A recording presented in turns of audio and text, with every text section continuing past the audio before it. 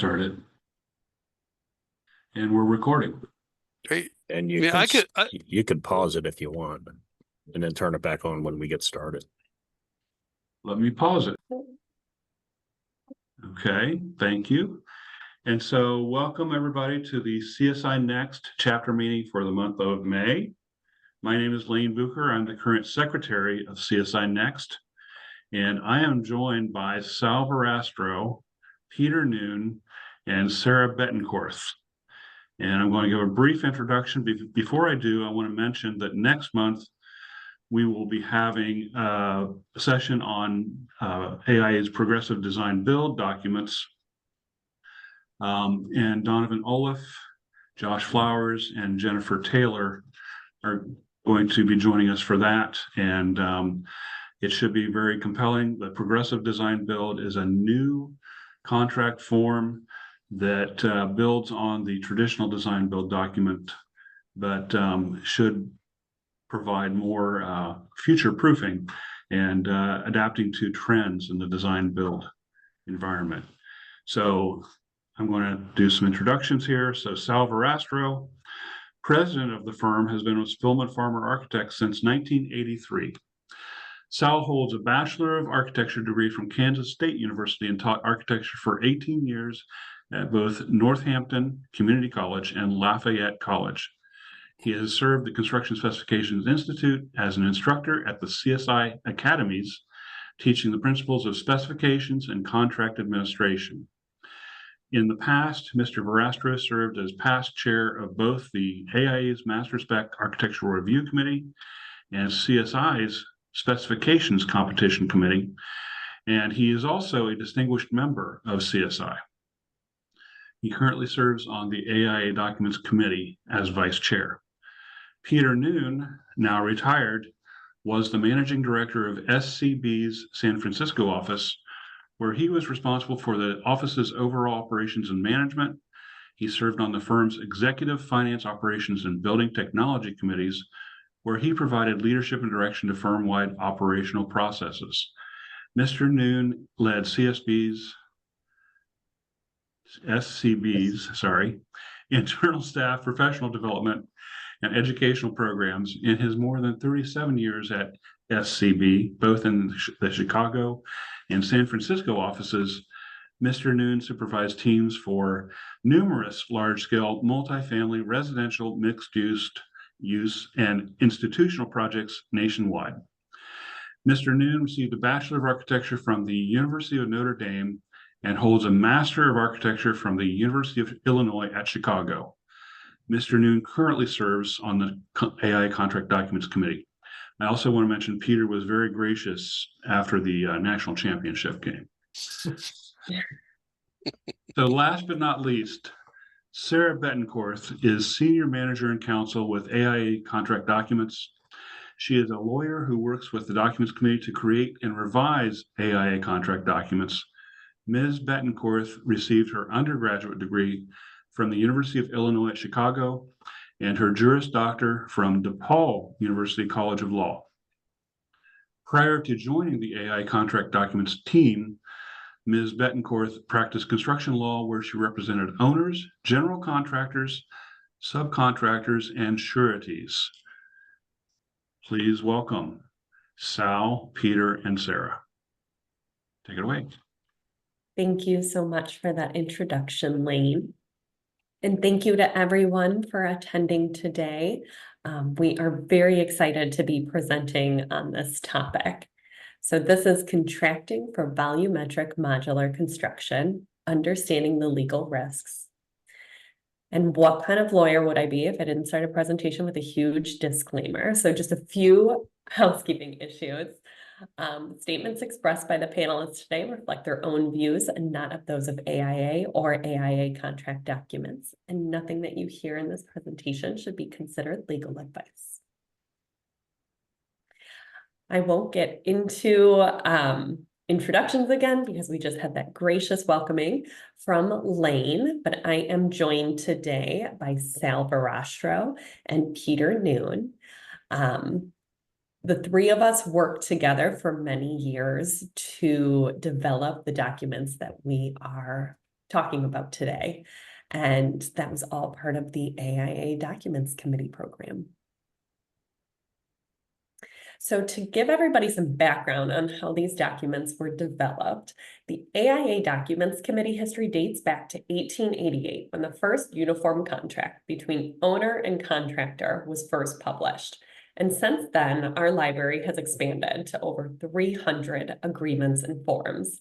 The agreements have been interpreted by courts all over the nation, creating a very vast and very substantive body of case law. The goal of the Documents Committee is to draft agreements that are fair and balanced while balancing the competing interest of the contracting parties and placing risk where it's best managed. A bit more about the AIA Documents Committee. It's comprised of about 30 to 35 architects who commit to serve on 10-year terms. Documents Committee members, along with our staff of attorneys, and then we have outside legal advisors, insurance advisors, industry advisors. We all work together and collaborate to write and update our documents. Our documents are updated on a 10-year cycle. So when a document comes up for review, we begin by analyzing data from so many different sources. We will interview industry experts. We will review case law or cases that have come down interpreting our documents, and we'll attend as much educational programming as possible. And drafting the documents is an iterative process. So drafts are circulated for review by both the committee and outside liaisons. And we gather feedback from committee and outside liaisons. That feedback is then incorporated into the documents. It's discussed and debated by committee members, and to an extent incorporated into the documents. The documents are then recirculated for review by the committee and again, outside liaisons. And ultimately, they're put up for approval by the Documents Committee. And so all of that background brings me to our main discussion today, which is we have a new family of agreements for volumetric modular construction. And this is a new coordinated set of agreements that's based on the framework of our construction manager as constructor agreements. So if you're familiar at all with our document numbers, it's based on the framework of the A133 and the B133. So we've modified those existing CMC agreements and tailored them for the unique issues of VMC projects. So we have 4 new agreements that we've recently published. It's the A181, which is the owner CMC agreement. We have the A281, which is the general conditions. We have the A481, which is the CMC and modular subcontractor subcontract. And then finally, we have the B181, which is the owner architect agreement. So on the screen, you'll see our family relationship diagram. So everything in the shaded area is what I just talked about. The owner engages the CMC through the A181, and the CMC engages the modular subcontractor through the A481. Outside of that shaded area, those are not VMC specific agreements, but that's how these are the other agreements in our library that the parties would use on these projects. So the CMC would engage other subcontractors using our standard subcontract form, which is the A401. On the other side of this diagram, so the owner is going to engage the architect using the B181. And then just like on other projects, the architect is going to engage its consultants using the C401 and the C402. And similarly, the owner is going to engage its consultants through the C103. And before we really get started, it's really important to point out that there are several different types of modular construction. I recognize that when I say the word modular, it means a slew of different things to different people. So it was really important for the task group to really hammer down what exactly VMC is versus other types of modular construction. So on this slide, you'll see a scale of different types of modular construction, and stemming from the most complex, which we consider volumetric, which is on the left. And then as you move right, it's I guess, quote unquote, simpler types of modular construction, with the furthest right being prefabricated MEP systems. So what exactly separates VMC from other types of modular construction? In part, it has to do with the modules themselves. So volumetric modules are different in that they're completely enclosed modules. They have all 6 sides accounted for. You got 4 walls, a floor, and a ceiling. These are fully fitted units that require multiple trade disciplines. And then some other ways that VMC is different from other types of modular construction is that there's one modular subcontractor who plays an extremely significant role throughout design and construction of the project. The modular sub engineers and designs the modules, and this is through design assist and delegated design. And finally, VMC is often performed on complex and large projects using the CMC delivery method or design build. So a ton of research was performed before we even got started on these documents. Members attended modular related programming and conferences. We conducted a slew of interviews of industry experts to really understand the nuances of VMC. Sal, do you want to talk about what research was performed? Sure. Good morning or good afternoon to everyone who's here. Thanks for having us. Thrilled to be here. I want to also thank Lane for setting this up, and welcome to all the CSI members. So a little bit of history on this for this particular document that's on the screen. About approximately 5 years ago, the AIA was approached and asked to participate in the development of what we think was the first major modular construction guide. Volunteers were solicited from the entire AIA Contract Documents Committee to assist in potentially developing this document. And several of us jumped at this opportunity to work with colleagues around the country to collaborate in writing this guide. And the ones that jumped at this opportunity obviously had some modular experience. This guide helped us develop what we're talking about today, which is the new AIA contract documents from volumetric modular construction, which were released in April. I think it was April 7th, actually, so they are available to everyone. Myself, Peter Noon, who's here today, and Kevin Miller from Salt Lake City, or so I should say Utah, were among the names of the AIA members on the AIA Contract Documents Committee that worked on this guide.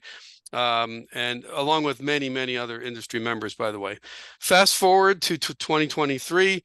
Well, one of the beautiful things about being on the AIA Contract Documents Committee, we're often asked about potentially new documents, new processes, new project delivery methods, and a few of us had mentioned about there was really no good contract documents for modular construction in any way, shape, or form. So fast forward to 2023, the AIA Contract Documents Committee set out with many of those same people, Peter, Kevin, and myself in particular, to help develop the family of contract documents that we're going to talk about today for all the parties involved in full volumetric construction. But this process, to be clear, was not completed in a bubble, as none of our documents are. And we went out of our way to include several construction managers who had VMC experience, including firms like Whiting Turner, who played a major role, and other construction firms, modular fabricators, and other design professionals with modular experience. They all contributed to the development of these documents. One of the great things, I think, and I'm sure Peter will agree with me, is about being on the edge of developing these particular documents and similar, is that many of us had modular experience in the past without the benefit of effective and efficient contract documents. So we were working by the seat of our pants, or trial and error in many aspects, and we were learning by our mistakes. So we took that knowledge and ran it through the committee to create these documents. Back to you, Sarah. So this presentation is going to walk through some of the defining features that we discovered during the research for these documents. So to kick us off, the first defining feature of VMC is the substantial collaboration and coordination between the modular subcontractor, the construction manager, and the architect throughout pre-design and all of the design phases for the project. Peter, can you talk about what the task group considered when drafting this portion of the agreements? Sure. Thank you, Sarah. And I want to reiterate the Sal's thanks to Lane for setting this up, and welcome to all the attendees here. I will start this off by confessing that that diagram was something that I came up with, and I will say that good graphic designers can take a very complex idea and make it very simple to understand. And as you can see, I am not a graphic designer.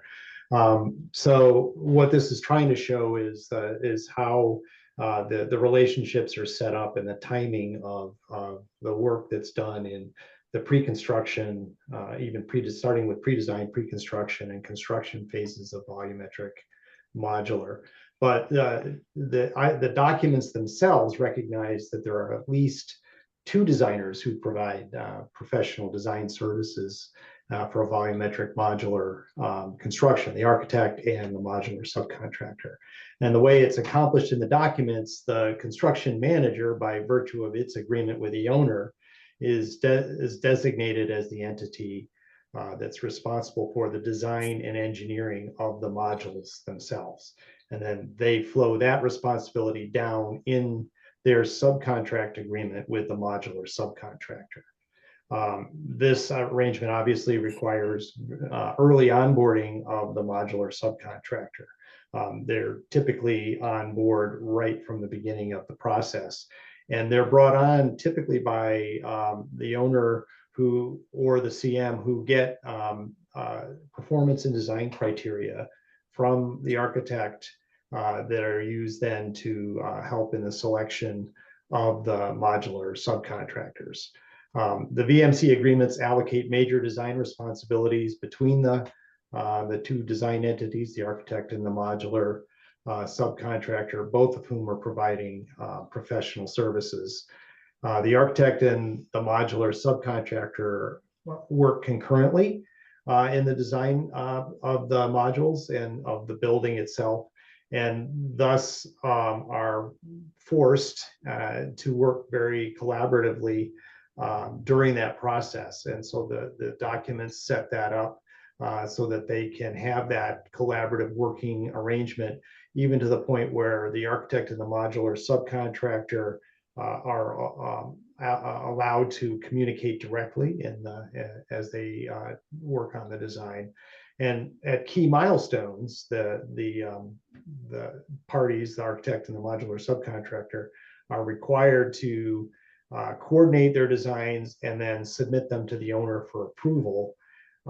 This is before the preliminary and final modular design documents are completed. The modular subcontractor is responsible for permitting a portion of the project, typically the modules and everything in the modules.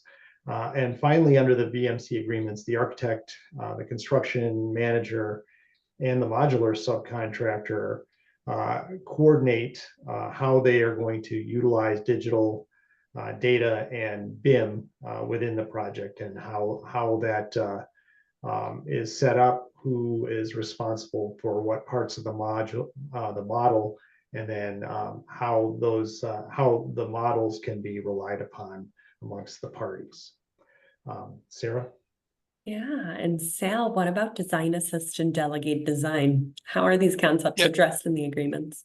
Great, thank you, Sarah. It's very important, both design assist and delegated design. Well, first of all, before we even talk about how they work here, what are they, in case people aren't really sure? But I think most of the people on this call are, because many of you are specifiers and product reps, whatever it is, you've been doing design assist particularly, and even delegated design for years. So design assist is just a form of collaboration where a contractor or a subcontractor or a supplier provides information to assist a design professional during the design process. In design assist, the contractor's input can affect the design in some fashion, in that it helps the design team set some design parameters. Typically, this design assist most often and typically occurs early on in the design process. Design Assist is that blue rectangle that's shown on the screen, just for comparison. A typical example of Design Assist in Modular is setting up size limitations, how big, how small, temperature, whatever it is. Delegated design, on the other hand, is a form of collaboration between the designer and the contractor, where the contractor will be assuming the responsibility for a particular element within the design. In delegated design, the contractor is given a more defined set of design parameters from the architect, which then sets the guidelines for them in their obligations to engineer that particular element. In this diagram, this delegated design is the green rectangle, and you'll notice they overlap a little bit, which Peter was kind of talking about. This is not a linear process. And by the way, I think this diagram is fantastic. Peter doesn't take enough credit for taking chaos and turning it into clarity, but that's what this does, because this is a complex, it's not a linear process, it goes back and forth. Typically, the delegated design occurs much later in the process, as is shown here. An example of delegated design, I'm making up a simple one here, is determining the gauge or metal thickness of metal studs depending on their height. We delegate that design to a subcontractor or down the line. We generally don't do it ourselves. Many of the specifiers here know these terms. Both delegated design and design assist are often utilized in traditional design bid build construction, but in volumetric modular construction, it is one of the best examples of how both design assist and delegated design works in construction projects where they're not only the most integral component, the project's success depends on it. The whole success of volumetric modular construction depends on this collaboration, which Peter mentioned before. So in volumetric modular construction, the modular subcontractor is an integral part of the design process. They're playing a major role right from the beginning. At their pre-construction services, they provide forms of design assist, sometimes delegated design, maybe that occurs later on. Initially, the modular subcontractor provides design assist to the architect in the form of what we're terming in these documents as preliminary modular design documents, such as they'll give us the construction limitations, the height of the module, the width, the length, things like that, depending on where it's being shipped. So with that in hand, the architect prepares the design development documents. Then those design development documents go back to the fabricator. They take them and produce what we termed the final modular design documents. The responsibility of preparing those final modular design documents is delegated to the modular fabricator or manufacturer. This is the delegated design section of the project. All of this happens in pre-construction services, as Peter mentioned. Sarah? Hey, if I could just interrupt you for a moment. We had not a question, but a comment in the question box. And if you do have a question, type it into the question portal and we'll try to answer it. But our president-elect, Stacy Steyer, says, I think the graph is fabulous. So there's some positive feedback for you. It's copyrighted, so be careful. Yes, look at that disclaimer in the beginning. All right, and so another defining feature of VMC projects is the design freeze date. Sal, can you talk about how this is handled? Sure.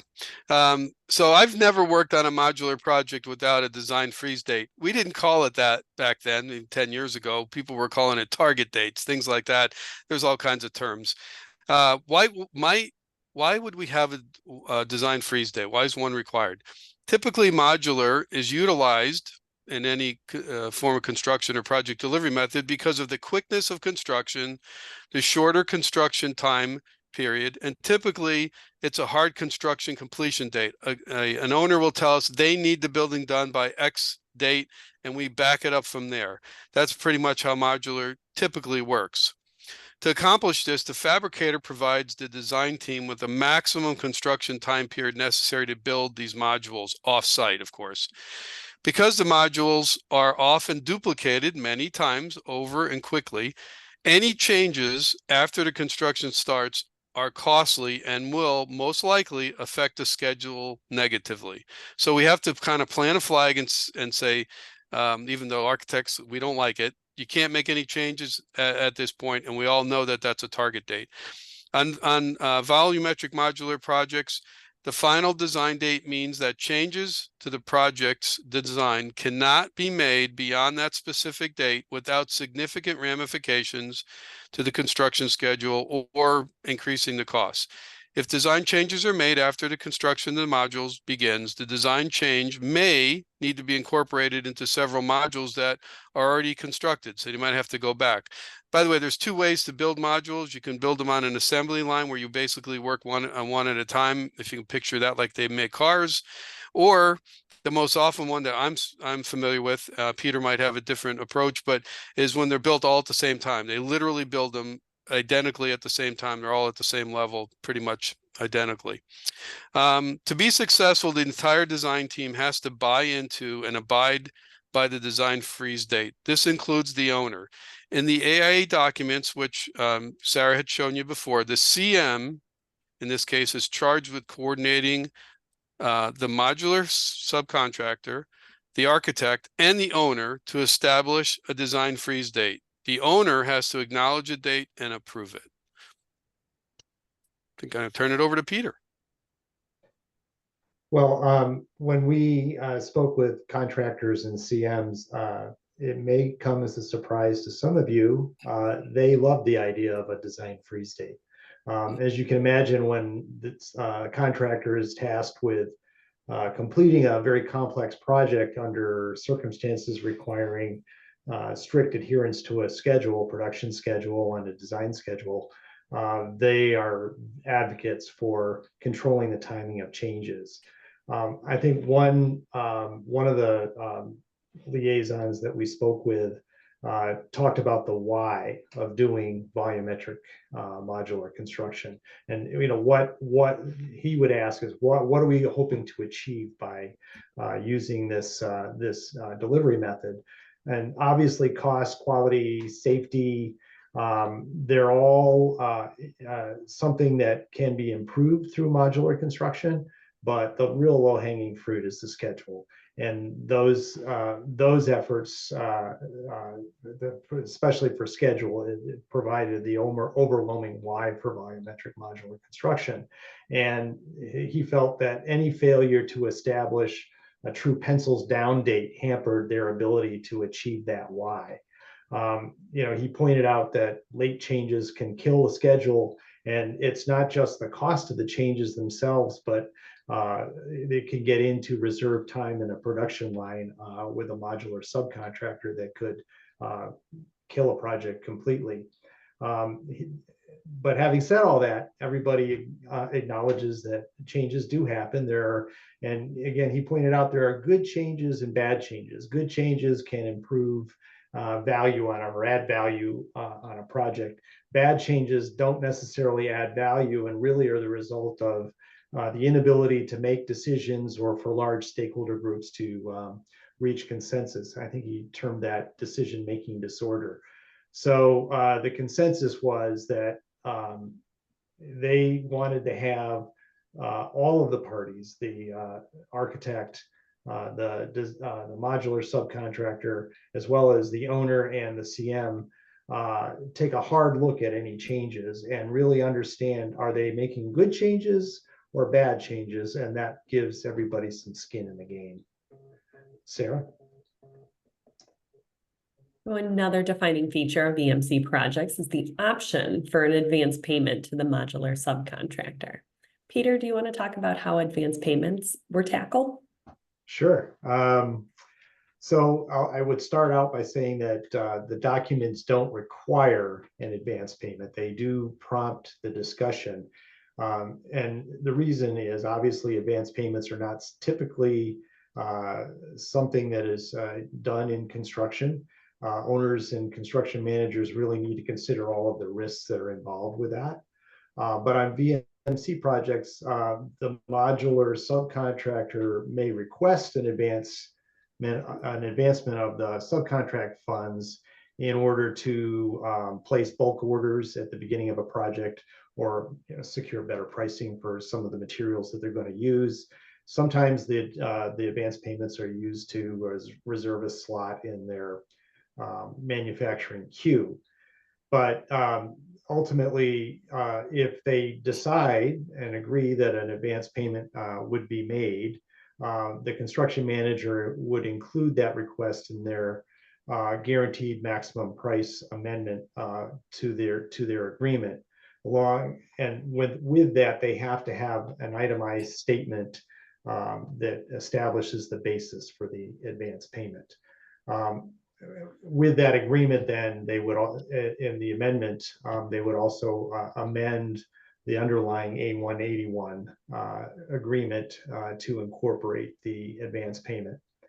And then ultimately, all of the provisions for progress payments that would be in normal construction apply to the advance payment. And they can be tracked in two documents. There's a G702 specifically for GMP agreements, the G702 GMP 2021, and then the continuation sheet, the G703 for cost of the work projects, the G703 CW 2021.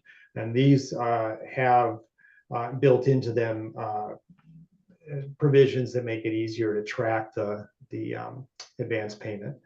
The contracts put guardrails in place to protect the owners to some extent for the advance payment, and by restricting the use for those funds to be used for anything other than the construction of the modular work. In other words, it can't be used for anything else, can't be used on any other projects or for any other materials.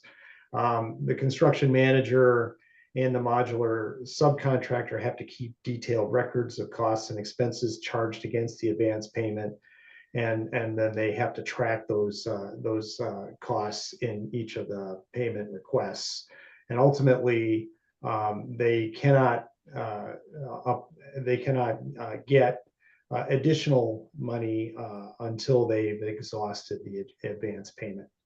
Ultimately, the other guardrail is that the advance payment does not constitute any acceptance of the modules or the modular work by the owner of the CM. So they're not on the modular manufacturer is still on the hook until they deliver the modules.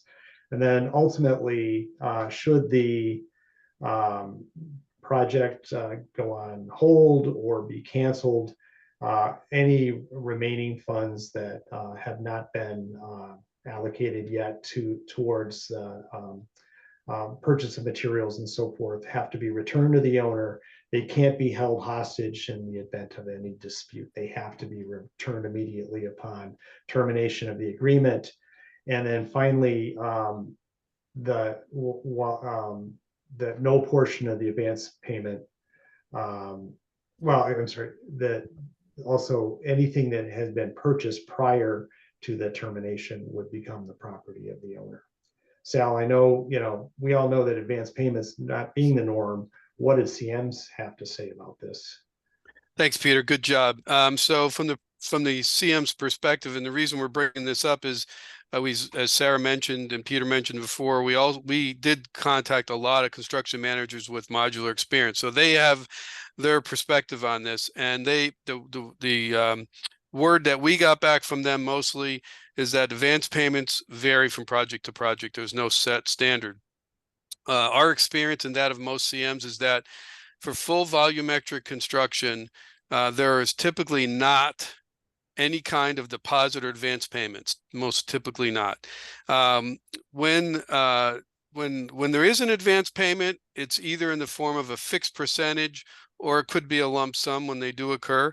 Having said that, CMs should have those conversations with the modular subcontractors immediately up front. It's not something that you want to deal with later on in the process, and it may actually affect which modular subcontractor selected.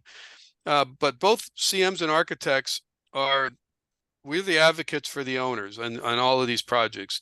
It is important for everyone to understand that the basis of any potential advance payment to ensure that the amount of that payment is fair to both parties, the owner and, well, the fabricator and the CM.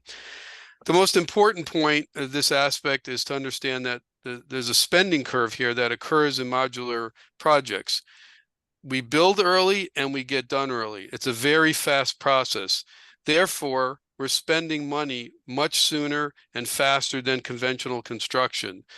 The pro forma needs to be contemplated this quick cash flow is a requirement, and it's going to happen.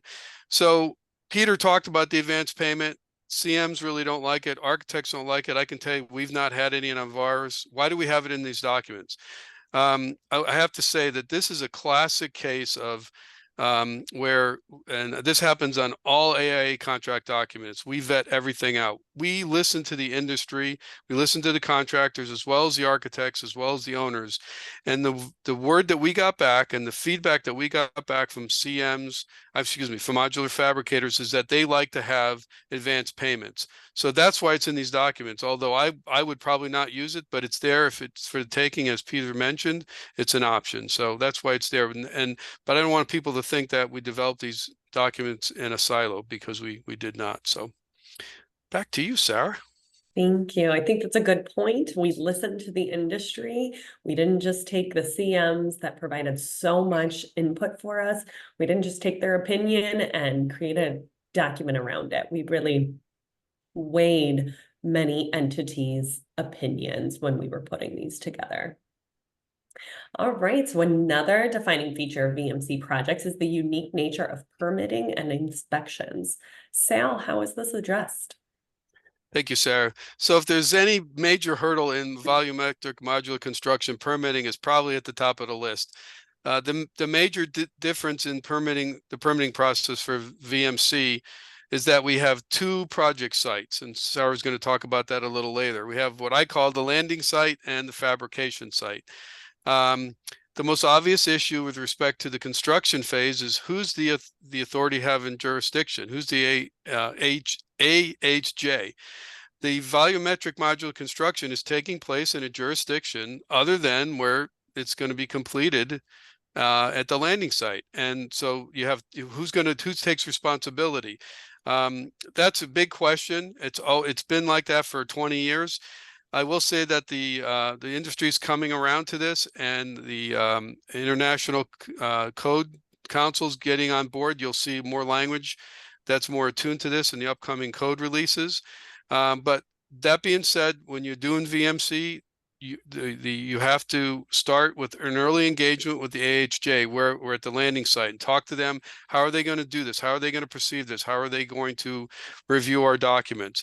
Typically, the landing site AHJ dictates if they will accept the local AHJ's review of the fabrication process. That's typically what happens, as opposed to the landing site authority having jurisdiction making a trip to the modular fabrication site, maybe 500 miles apart, maybe only 50 miles apart, who knows. The AIA documents, though, place the responsibility of complying with the authority having jurisdiction, who will be issuing the permits, by the way, is in the hands of the party who's in the best position to handle that risk. That party is the modular subcontractor or the fabricator. This is only for the modular units. I want to make sure you were clear on that one, not the entire building. Therefore, there may be multiple permits required, and there typically is on VMC. The modular subcontractor's responsibility includes permitting and inspection of the modules. This is only a portion of the work. Keep that in mind. The modular subcontractor is also responsible for stamping, sealing, and submitting the module design documents in tandem with the architect's drawings for permitting the project. They have to be done simultaneously. It is the recommendation that the module design documents be submitted on the modular subcontractor's title block and sealed by their own design professional. That's the recommendation. That's how we perceived it. That's how the documents are written. The final modular design documents are included in the permit package. So I think Peter has some more information to add from the contractor's perspective. Actually, Sal, you hit all the topics right on point. The CMs and the contractors that we spoke with typically had the modular manufacturers be responsible for securing the permits for the modules and all of the delegated design work that's associated with the modules. I think the thing that we heard most commonly from everyone that we spoke with is that it's really essential to do your homework up front and allocate the responsibility and the scope for all of the permits amongst the parties that are best able to address them. As you said, Sal, it's becoming much easier now with the IBC being adopted more across the board, that it's easier for local AHJs to be empowered by the AHJ from the landing site to do the inspections in the plant and to do the permitting of the modules. But I think that when it comes down to it, the contractors and the CMs were all mostly concerned about making sure that the scope, especially where they called it the mating lines, but where things happen on site and happen in the modules, and are the permits for the entire scope, including how those things get connected, are covered. Sarah, I think back to you. Yeah, so another defining feature of VMC projects, as Sal just previewed, is defining all of the relevant sites for the project. So Sal mentioned that there are two predominant sites, and then we accounted for a third site in these agreements. So the new agreements have newly defined terms for 3 separate sites where the capital W work may be performed. So first we defined the modular facility, which is the modular subs plant where the modules are actually constructed. We also defined an optional staging site, which is the location that's separate and apart from both the project and the modular facility. And this is where it can serve as an area for certain capital W work to be performed, or like the modules to be delivered or stored, inspected, things of that nature. So staging sites are not always required on these types of projects, but we heard about them enough to at least account for them in these documents. And then finally, we defined capital P, capital S project site, which you can think of as the site of the project. So it has the same definition as the location of the capital P project. Another defining feature of VMC projects is transportation, storage, and delivery of the modules. Peter, can you explain how the task group tackled this? Sure, thanks, Sarah. So obviously, this is a big part of modular construction and can be some of the most complicated logistics. So under the VMC agreements, we made the modular subcontractor responsible for shipping, storing, and all of the related services of moving modules from their facility to either the staging site or the landing site. The modular subcontractor is responsible for all of the permits, all of the licenses, and all of the associated fees with that transportation. Under the VMC agreements, the shipment of the modules is a representation by the modular subcontractor that the modules are complete and in accordance with the subcontract documents. That's an important note, because obviously there's not time in the project to send something back to the facility to have a major problem with the module rectified. So when they ship, they're affirming to the CM that the modules are complete and ready, or they're complete and according to their subcontract documents and ready to be installed. Simultaneously, when the CM authorizes shipment to the site, they are confirming that the project's ready to receive the modules, and they're affirming that all of the work on the site that interfaces with the modules is complete and complies with the subcontract document. So it's a two-way street there. As I mentioned, the modular subcontractor, they're responsible for the modulars during transit. And so that also requires them to maintain insurance on the modules from the time that it leaves the plant until the time that the CM takes possession of the modules. So Sal, I know again this was something that we did a lot of research on and spoke to a number of CMs and modular subcontractors. What was their point of view on this? Great segue, Peter. During the task group, we talked about this back and forth, and of course, you hear various opinions. A lot of the fabricators and manufacturers, some of them didn't want this responsibility. They wanted to pawn it off on somebody else, particularly the CM. But as Peter explained, most CMs have the opinion that this is obviously a very critical part of the project, but mostly for the modular subcontractor to retain their relationship to transport these modules to the site. It's their modules, so that they should be responsible for that. And most fabricators already have a relationship with transportation companies, and those relationships, they're already in place between the subcontractor, the modular subcontractor, and their known and trusted transportation and logistics partners, and they should be utilized, and ultimately this will provide value to the project. Construction, we all know construction is very risky, and it will be more successful when you use the relationships that are already in place and that have already been successful. The engagement between the modular subcontractor and the transportation and logistics company starts early on. You don't wait till the modular units are done. They need to plan routes. They need to coordinate the staging areas, as Sarah talked about.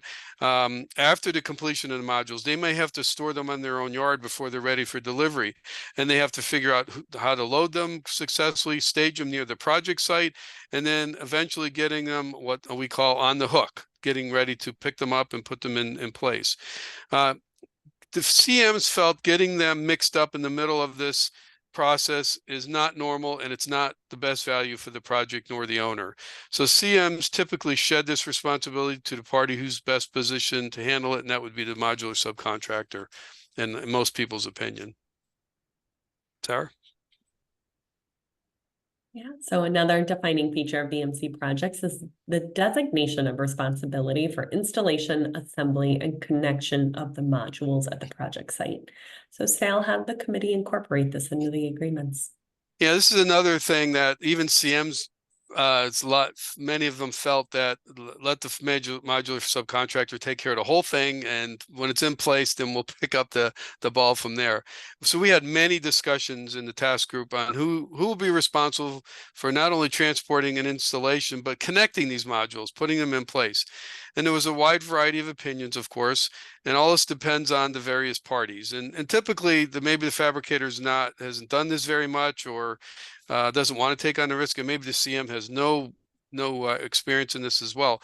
So, not to dictate which party would handle this, we felt it best to be flexible, because we heard two different opinions. So in the end, we agreed in the documents to have a checkbox to determine who would assume that responsibility. If the parties don't designate a responsible party, the default is that the CM will bear that responsibility. That was the default that we chose, even though the CMs necessarily don't agree with this. Most CMs and architects do believe that the modular subcontractor should be responsible for the transportation, installation, and assembly and connection. Assembly and loading of these modules is very critical, and the transfer of risk should be on upon the acceptance of these units once they're installed. Peter, I know you have some input from the CMs. Yeah, thanks. Good summary, Sal. I think what I would say is that we did hear from some contractors and CMs that they had taken on responsibility for installation of the modules, and however, the majority want that or have had that work done by the modular manufacturers. So that was part of the reason for allowing the flexibility in the documents. We did hear about a wide range of experience and scopes set up for the installation. We had one contractor tell us that they typically have modular manufacturers do a full scope where they're responsible for everything on the project, interiors of the modules, as well as all the exterior and the base building. That was rare, but it does happen. We've had some CMs tell us that they would have the modules themselves complete and all of the finishes and so forth inside the modules, whatever goes in the modules, completed by the modular manufacturer. But then they would also include the mechanical, electrical, and plumbing work across those mating lines that we talked about, with final testing of all of that system by the modular manufacturer. But the modular manufacturer may not necessarily do the whole building. They would, for instance, not do the enclosing skin of the building. Most commonly, we heard that that they would have an arrangement where, and this is really common to residential work or like residence halls, student residence halls, and so forth, where there's a living arrangement. But ultimately, the rooms or the suites that are part of the module, everything inside is completed, and those are installed on the building. But then the base building subcontractors would have completed risers and horizontal connections to the incoming services for the building. So it's a wide variety of things. And I think what ultimately, again, contractors and CMs were really emphasizing the need for close coordination of all that. Whenever the modules interface with the building, they had to be very careful about who was responsible for the work on each side of that mating line. What they did point out, and this is how projects could go sideways really quickly, if they had a site contractor that was assuming they had to do too much and their pricing was way too high and ultimately wasn't well coordinated with work that was actually going to be done by the modular manufacturer, or vice versa, so much being excluded by the modular manufacturer that there are scope gaps in the project where work wasn't getting done on one side or the other of that mating line. So what they pointed out is that close coordination was really vital, so that they because either one of those circumstances could kill a project, and they had to be very careful, and they spent a lot of time on that particular coordination of the installation and who is responsible for what on each side of the connections and mating lines. Sarah, back to you. Thank you. So in the interest of time, we're not going to go too into depth on the following subjects, but there's a few other unique VMC topics that we accounted for in the agreements, and they deserve an honorable mention. So the first of which is the transfer of risk of loss. This is a unique feature of this delivery method. So we included a clear process of defining the transfer of risk of loss of the modules from the modular subcontractor to the CM. Another important aspect that we accounted for in these agreements is the copyrights and licensing of the designs included in the modular work. And finally, the agreements contain explicit provisions addressing the governing law. We explicitly state that the agreements are to be interpreted under common law, and we disclaim the UCC. And that's it for our presentation. I want to thank everybody for attending. We now want to open up the floor. I know we have a few minutes left if anybody has any questions. So I don't see any in the chat currently. But Sal, you mentioned the code provisions coming in Ohio, and I know Pennsylvania has a very robust industrialized units program. Is that what you were talking about, or is it something different? No, IBC themselves have, they're addressing modular fabrication in their upcoming documents. This is what I've been told by code officials when we approached them on modular units. Okay, So that's what I heard. very good, very good.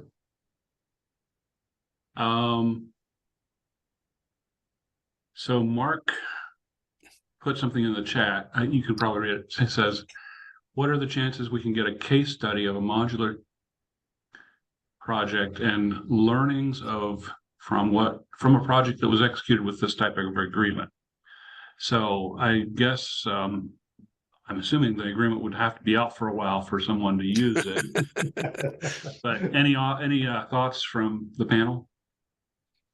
I agree with you, Lane. Typically, you know, it's going to take a few years after we publish the documents to see them, not only for people to use them, but for something to go wrong and for the litigation to occur and then move up to the appeals process. So it might be a few years until we really see how courts are interpreting these documents. Great.